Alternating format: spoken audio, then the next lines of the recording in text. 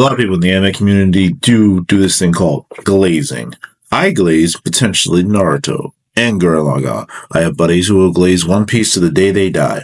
And glaze is something that normally happens in all anime communities. But then there's wank, when people just absurdly overvalue and overhype certain characters based on strengths, abilities that are perceived to be this god tier. And that's what happened with Seth the Programmer and Clyde the Weeaboo with their latest Aizen video, which I'm going to talk about how they are, again, committing classic wankage when it comes to this character. I don't understand why people think he's so strong when we could really break down how long has he been manipulating not only the people in the show, but the viewers. Let's get into it.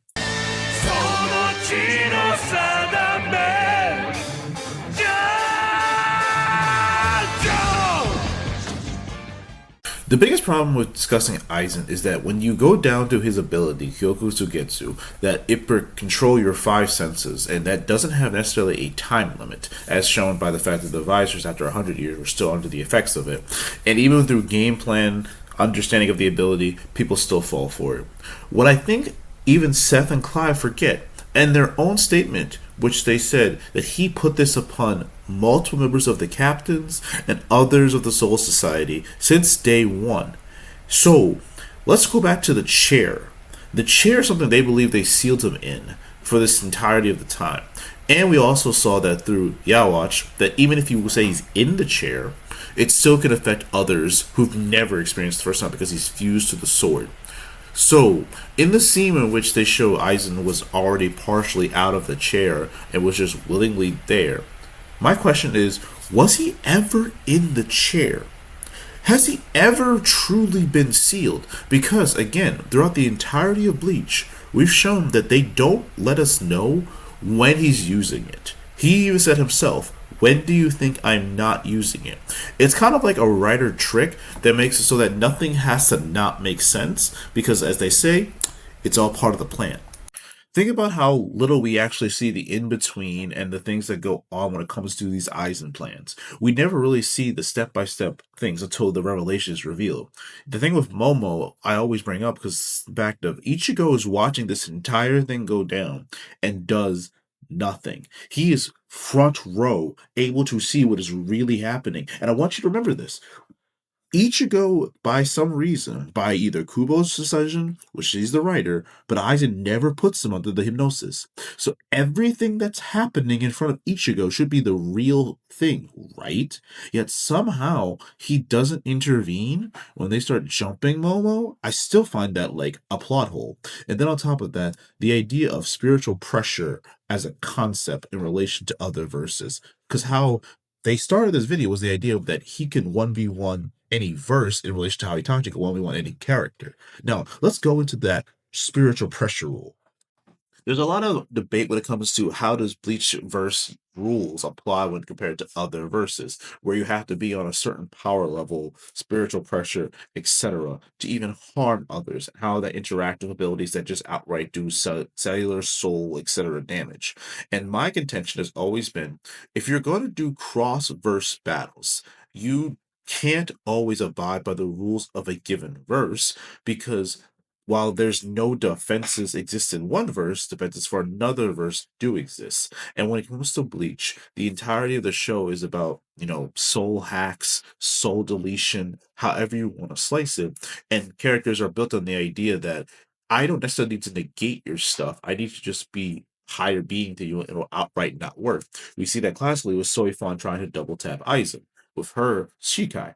So that doesn't exist in other verses in comparison to Dragon Ball Z. Dragon Ball Z characters, anyone can get hurt by some conventional weapons, conventional abilities. It's just a matter of what ones do and do not work, as famously with the Destructo Disc not doing anything to sell. But you also see the case of when Super Saiyan Blue Goku fights Krillin in a sparring match, the power difference should be so astronomical. Every punch that he lands on Krillin is basically just squish him.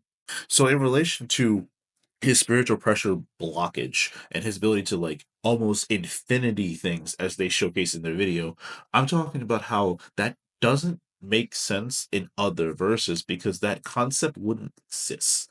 If you put them in a neutral playing field, in a neutral site, all their powers and abilities work. That is not the debate. The debate is how those powers and abilities work in terms of the rules of their given verses. Because, for example, in Naruto, there are no given rules for how powers work. It's just do you get hit or not? That's the end all be all. The only time we've seen people resist anything has been based on genjutsus. No one really resists ninjutsus. It's either you don't get hit, you absorb it, or you're immune to it. That is it. That's the way that works in relation to jutsus. So in comparison to Bleach, same thing with Hado, Kitos, etc. Everything is based on where you place on the total pole of power, not necessarily whether or not you can negate, absorb, etc. So in relation to Aizen's whole shtick, all he does is control your five senses. And I know that Seth and Clyde went on the part that people underplay that statement, but no, let's think about that. He manipulates your perception of everything relating to those five senses. That is an extremely powerful ability. I am not downplaying that ability, but what I am saying it is overhyped in comparison to how other characters can do the same thing, just not for the same level of duration. As I stated earlier, the visors, the captains, everyone has been under that effect for hundreds of years. It can go on until he decides not to use it, essentially, which leads to a big issue with this ability. It's got basically a no limits fallacy attached to it because you can't tell me that an ability goes on indefinitely to the point that nothing can break out of it, or due to the fact that there's no way to tell what it is and isn't working. Like there has to be a rule. There has to be something that limits that. Because if I go with the way it's worded and the way it's described, there's a lot of abilities in most animes that function similarly where I can say you have no chance of breaking through, you have no chance of beating this. For example, Itachi's Yata mirror is said to be able to reflect all versions of ninjutsu or all attacks because we see it not only with a jutsu with Kirin, we see it with shuriken. So it can block physical and spiritual energy. In theory, nothing Aizen or anyone from Bleach should be able to pierce the Yata mirror because it's designed to block anything made of spiritual energy. And you would say that would be along the lines of a no limits fallacy or wank. That's the point. It's the same logic we're using for Aizen's abilities. Now, in relation to the idea that his existence shakes dimensions and how his presence can be felt across, in relation to how he's comparing them to Squad Zero when they use their Bankais or Shikais and how everyone can feel it throughout the microcosm of Bleach, I don't think that is as great of a feat as people believe it to be, because you got to remember that all the worlds in Bleach are connected, not necessarily in a way of like different universes, but simply part of the same sphere. They're just crossing over. There's no real separation between them in the way they rotate. Because, as explained, the cycle of which Bleach exists, souls come from, souls go to, souls that are corrupted. The corrupted souls become hollows. Those one souls that go to hell, and there's the souls that, of course, that live in the soul society. All part of the cycle as created by the Soul King. And therefore, this is all operating on the same plane, because you got to remember, while they might be different dimensionality, they are in within the same dimension because they can operate within the same space. Soul society people can always go to the real world, just how people from the real world do not interact with the soul society because they're not on a spiritual level. But in the conversion to hell, we only see Isha be able to go into hell because, he's a Quincy in comparison to others. But don't forget, Ichigo is kind of like Ichigo, and he can still just go through across all dimensions. Doesn't really shape the very foundations of them. And you got to consider that being a fact because he doesn't control spiritual pressure like everybody else. He just kind of exudes his energy everywhere he goes, despite being what he. Because in relation to that, according to Naruto, Hagoromo it exists in the Pure Lands. It is able to not only manifest himself back into the real world, but able to gift powers and abilities and also summon other beings throughout the time of Naruto from the Pure Lands. Where Juice rank is in terms of power. He's got to be higher than any of the other characters, not only in that show, but he's probably on the same level as probably Squad Zero, if not superior, in the fact that he has unlimited access to a pool of chakra of the entire Naruto universe because he's part of the Pure Lands. But again, what I just said would be considered wank and glaze, but when Bleach people do it, it's just factual.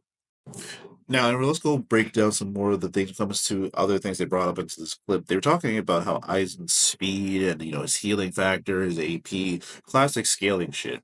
But my thing about it is a lot of this comes from the idea of again, his ability controls how we perceive things that happen. Think about this. How often do you think he truly gets hit by things? By people who aren't Ichigo, just in general. Or even the Battle of Yawatch at the end, he chose to be a decoy, so he allowed himself to get hit. 9 times out of 10, are you really ever hitting Aizen? Ever? We can't tell because that's the whole point of his ability. We don't know what's going on because they don't know what's going on. The speed thing, I'm not going to really argue the speed feats because the speed feats of Naruto and Bleach are basically above the same in comparison to the idea of, dodging light coming from the heavens and blah, blah, blah. Everything's light speed. Almost everyone who's top here in the verses are going to be light speed. We're not going to go back and forth on this. Vastly faster than light, you want to could say for either character. We have so many sensory abilities, it doesn't matter. I'm not going to argue the speed part.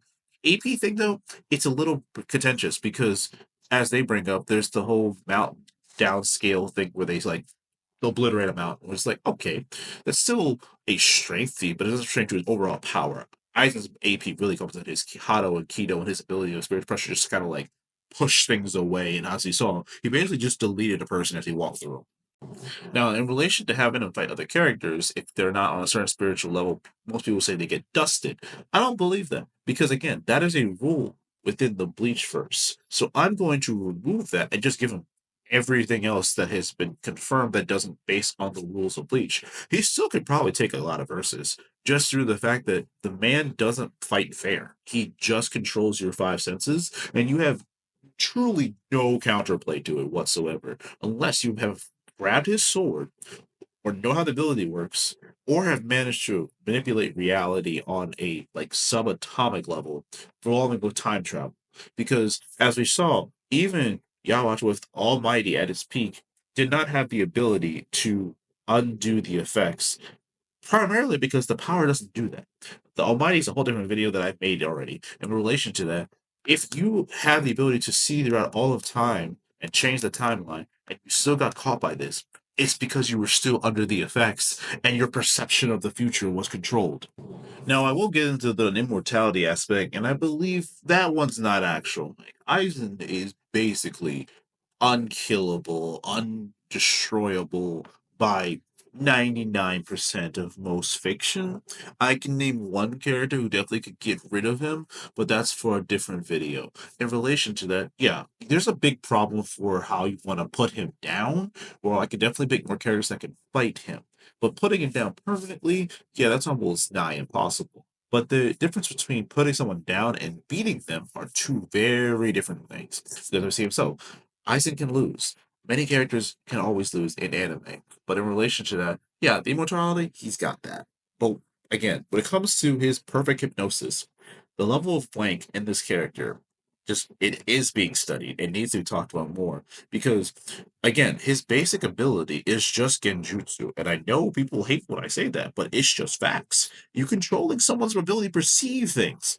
That's what a genjutsu is. And he's made an entire empire of glazers from just having that. To be fair, a lot of Uchihas have glazers too. But I'm just saying, those people with mind hacks, Madara, Itachi, Sasuke, Aizen, Lelouch, the list goes on. If you can manipulate people, you have a fan base. That's just maybe we're toxic. I want to end this off by discussing the fact that why is it that consistently, without fail, every single maybe couple months or a year or so, the Bleach community decides that statements in data books are always going to be taken factual, exactly as written, because of reasons. Yet the data books of Naruto, One Piece, or any other anime must be taken with a grain of salt. It must be hyperbole. But why? Is just because it's your favorite verse? Is that what you want to be? Because, like, I'm okay with making all data books and their statements as valid and as gospel as possible because the writers are usually involved in making these.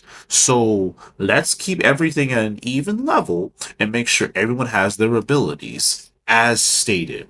Because when you try to say that, the Gargantua the light things from the summoning of Mundo, every bit of thing you want to do to amp up that speed and that reaction time. Gotta give the same to Naruto. Gotta give the same to One Piece. Now, I know One Piece is not as fast as Naruto, because Naruto and Bleach are relatively the same speed. One Piece is still lagging a little behind. But in relation to the data books, either they matter or they don't. Stop trying to pick and choose what isn't citations. That's not how this works.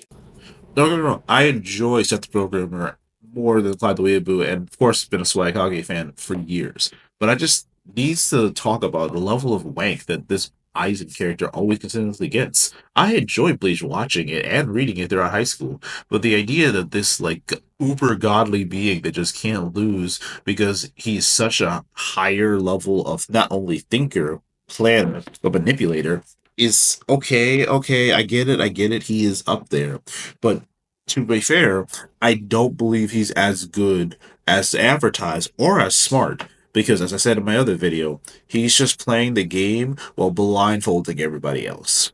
Can we just calm it down with the eyes and wank? Glaze is one thing, wank is another. You can't even wank in public. Let's just be better than everyone else. GG's, guys. Stop what you're doing and listen.